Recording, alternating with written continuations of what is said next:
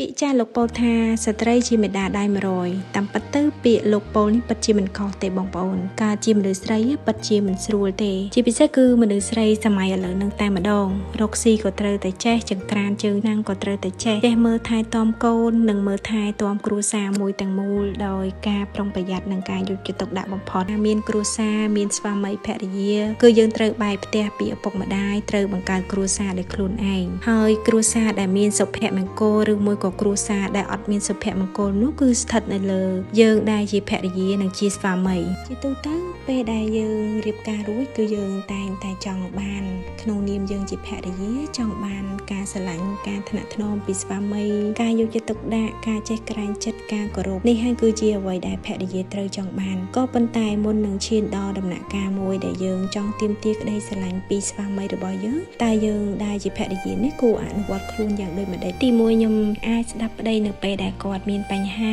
ហើយយើងជាប្រពន្ធត្រូវលើកទឹកចិត្តគាត់មិនមែនពេលដែលគាត់មានបញ្ហាហើយគាត់បរាជ័យហើយយើងទៅបន្តោសឬមួយក៏បង្អាប់ឲ្យគាត់ថែមនោះទេពីព្រោះថាស្វាមីភាគច្រើនគឺគាត់មិនមែនចង់បានអ្វីច្រើនគាត់តែងតែចង់បានមនុស្សម្នាក់ដែលយល់ចិត្តគាត់និងលើកទឹកចិត្តគាត់នៅពេលដែលគាត់មានបញ្ហានោះឯងពេលដែលគាត់មានសុខយើងក៏រួមសុខជាមួយនឹងគាត់ពេលដែលគាត់មានទុក្ខយើងក៏ជួយរំលែកទុក្ខពីគាត់ហើយនឹងជួយការងារផ្សេងទៀតដែលយើងអាចធ្វើទៅបានពេលនោះហើយដែលស្វាមីរបស់យើងគាត់មើលឃើញពីតម្លៃក៏ដូចជាមើលឃើញពីគុណសម្បត្តិរបស់យើងដែលយើងអាចឆ្លងសុខទុក្ខជាមួយនឹងគាត់បានហើយគាត់នឹងផ្ដល់មកវិញនៅក្តីស្រឡាញ់ក្តីគោរពពិតចេញពីបេះដូងរបស់គាត់នៅtrongវីដេអូនេះគឺខ្ញុំចង់បញ្ជាក់ប្រាប់ថាមុននឹងយើងចង់បានក្តីស្រឡាញ់ពីស្វាមីក្តីថ្នាក់ថ្នមការគោរពការចេះក្រែងចិត្តគឺយើងត្រូវតែអភិវឌ្ឍខ្លួនជាមុនសិននិងបំពេញតួនាទីរបស់យើងឲ្យអស់ពីសមត្ថភាពទាំងអស់នោះនឹងបញ្ជាក់ប្រាប់យើងថាយើងបានបំពេញតួនាទីនេះរួចរាល់ហើយ